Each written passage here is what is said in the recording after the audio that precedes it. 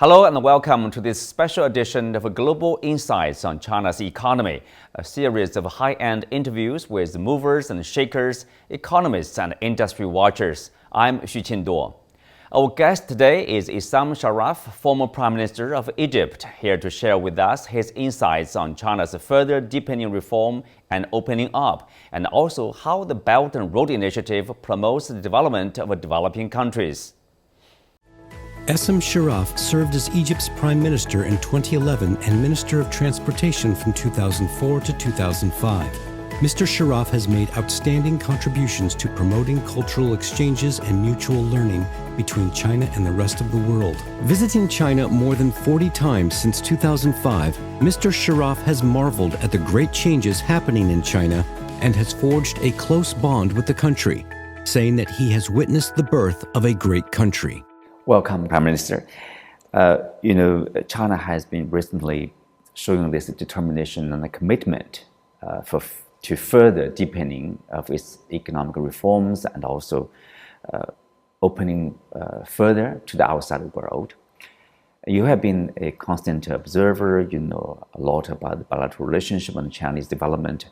What's your observation of the latest efforts? The commitment to opening up, which needs high quality development and needs deep reform, is a continuous process. Commitment to continue, this is very important. It's a reform now is, I look at it as a strategic goal and a driving force for China to be a China which is a strong country and also country that help the other countries. Mm-hmm. Well, as the second largest economy, China has a role to play globally. We know that China has proposed, for example, Belt and Road Initiative, global development initiative, and security initiative or civilization initiative. Based on your understanding, what is the purpose? What is the Chinese philosophy in terms of its relationship with the world? To reach prosperity, you need development, you need peace, you need understanding and trust. All this trust, peace, development are actually the core of the Chinese initiatives. Global Civilization Initiative, for example, for trust and harmonious relations and mutual learning. When you talk about peace, there is a Global Security Initiative.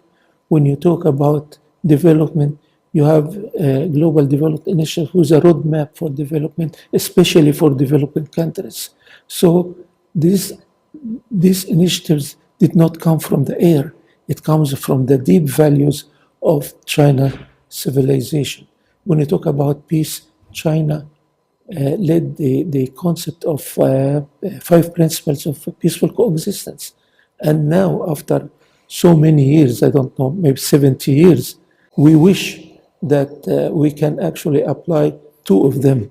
So it's built in China's civilization and China leadership and was transferred to the world through this global initiative. Of course, the connectivity between countries through the Belt and Road Initiative is a major player here. The aim of the Belt and Road Initiative, proposed by China in 2013, is to construct a trade and infrastructure network connecting Asia with Europe and Africa along the ancient trade routes of the Silk Road to seek common development and prosperity. As of December 2024, China had signed BRI agreements with more than 150 countries, 33 of them from North America, South America, and Oceania, showing that BRI cooperation expands far beyond the ancient roots. From 2013 to 2022, the total trade volume between China and BRI partner countries reached $19.1 trillion, with an annual growth rate of 6.4%. The total investment amount between China and BRI partner countries reached $380 billion, including $240 billion from China. What kind of effect the Belt and Road Initiative will bring to countries like Egypt?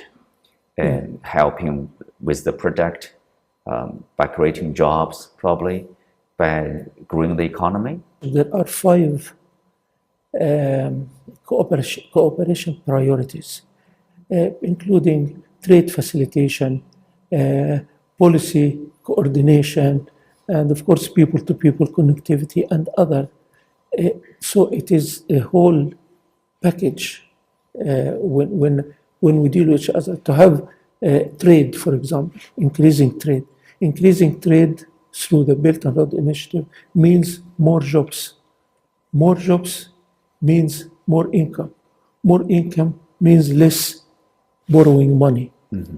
And actually, this is not my say. The World Bank say is increasing trade is better than borrowing money. Mm-hmm. Well, China has inside this country, basically very strong infrastructure. I would say probably first-class infrastructure in this country, and then China has a belief, based on its experience. You build the road first before you get connected and develop your economy.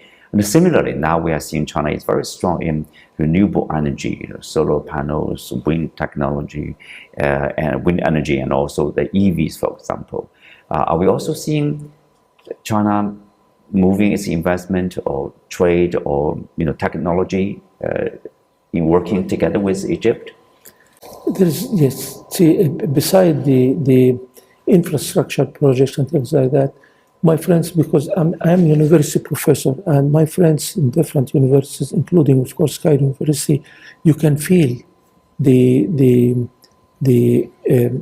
huge improvement in cooperation between China and areas like in science and technology. Yes, this is one important thing of transfer knowledge. Speak of that, of course. People in your country, as you said, gradually they gain more understanding about the Belt and Road Initiative, better understanding of China. Yeah. But at the same time, we do see, for example, in the West, in the mainstream media in particular, there's a very negative narrative about the Belt and Road Initiative, about those projects. Say, oh, debt trap, oh, there's strings attached. Why is that happening at all? China is being subjected to a media war. A media war? Media war, that's what I call it. And misinformation. But why? Is that China is a great country and different. China achieves great successes, but it's in a different ways. Mm-hmm. For example, in the economy, China has its own economy, different from the West. So the problem comes especially from young people, like you say, well, here is a country, very successful, very people there living happily, and they have a different system than ours. Okay, so people start to ask, and that's what really makes maybe the West in general a little bit worried, that people started to ask, here is a different system, but successful, even more successful than ours, than us. So the success is a threat. Yes. This is the belief that every good thing comes from the West.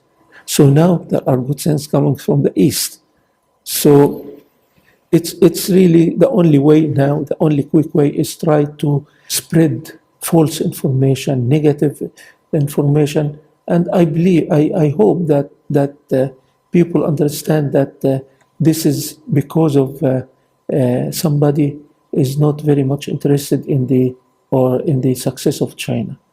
And that's why I said in the beginning, China should keep reform, keep opening up, keep the success. Thank you, Prime Minister Sharaf. Thank you for speaking with us. You're welcome.